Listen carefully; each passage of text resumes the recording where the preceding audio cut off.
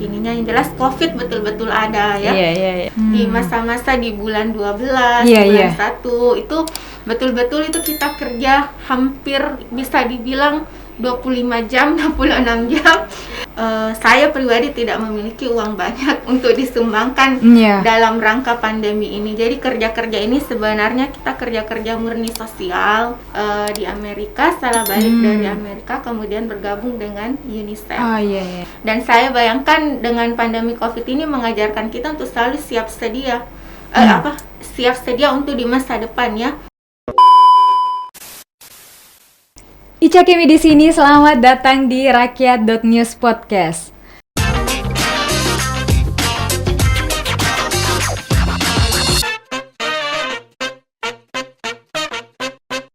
Nah, sahabat Rakyat.News, hari ini kita sudah kedatangan salah satu relawan COVID-19 di Sulawesi Selatan. Selamat sore, Dokter Muli. Sore. Apa kabar, Dok, hari ini? Alhamdulillah, baik. Oke, sebelum kita bahas lebih jauh mengenai COVID-19 sendiri khususnya di Sulawesi Selatan, saya mau bertanya dulu sama dokter ini. Saya juga pernah dengar kalau dokter pernah jadi salah satu anggota di UNICEF di bagian kesehatan anak. Oh iya. Jadi sebelum jadi relawan, mungkin dokter bisa jelaskan apa kesibukannya dulu? Sebelum jadi relawan COVID di tahun kemarin mungkin ya, Dok?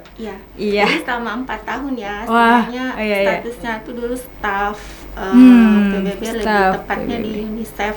Jadi UNICEF itu organisasi PBB untuk anak-anak.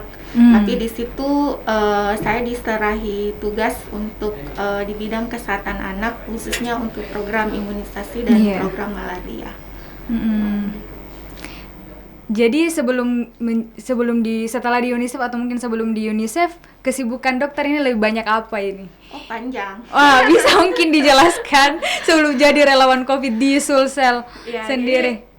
Sebenarnya memang saya di tengah-tengah perjalanan dalam proses untuk menjadi seorang dokter ya. Saya mulai tertarik untuk bekerja di bidang kesehatan masyarakat.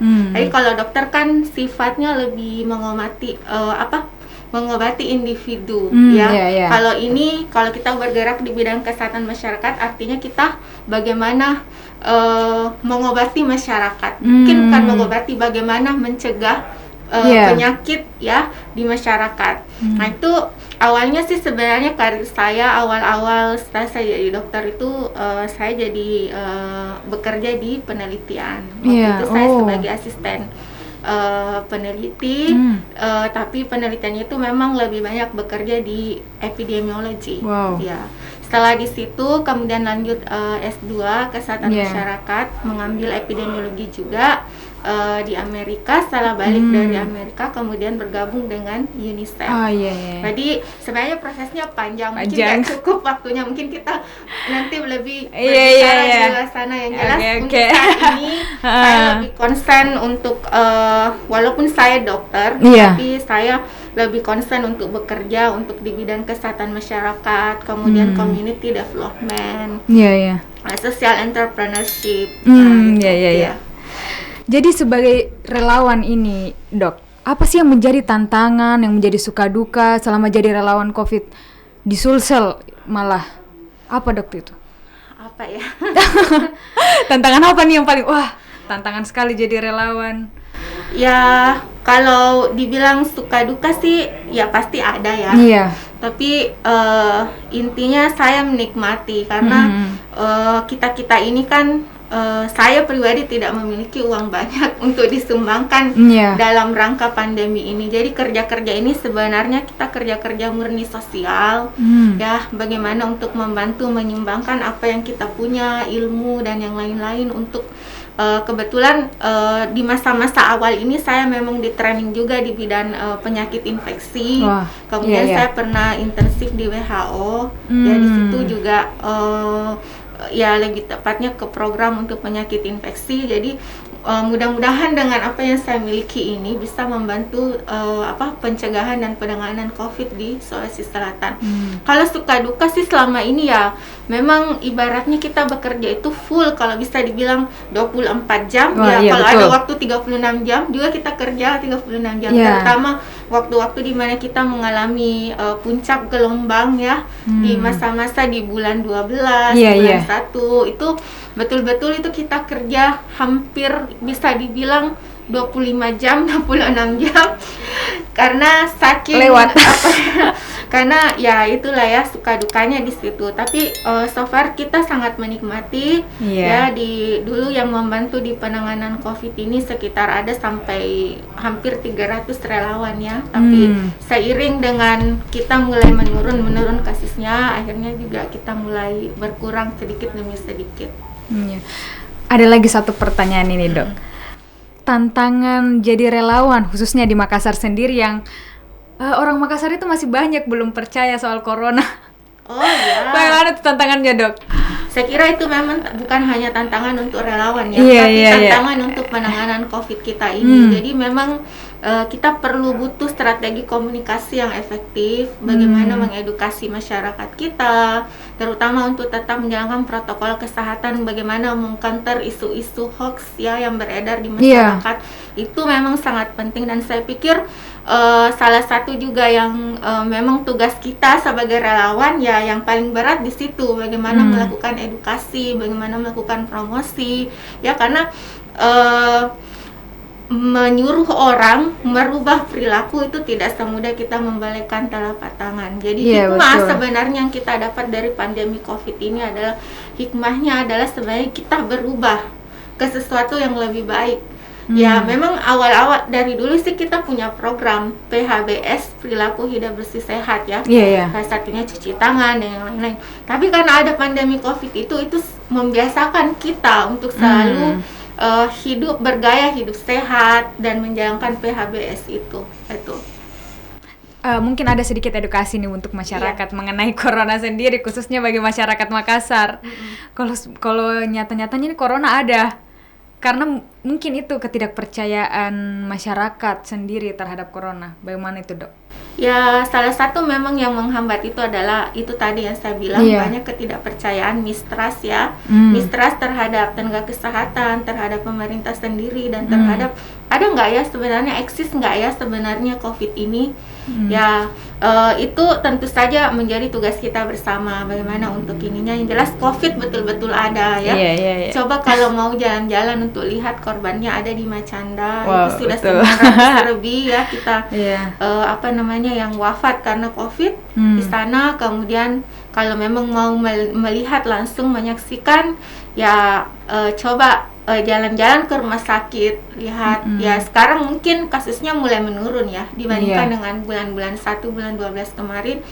Tapi ya COVID itu nyata dan ada ya, seperti yang kita lihat di India sana ya, banyak sudah dengan kehadiran new varian ya, B1617 itu membuat betul-betul India jadi kolaps. Nah, jangan sampai juga kita seperti itu, karena kita tidak acuh, cuek, tidak takut, tidak percaya bahwa ada COVID-19, kemudian kita melalaikan apa yang diserukan ya oleh pemerintah, apa yang diserukan oleh tenaga kesehatan kita untuk selalu menjaga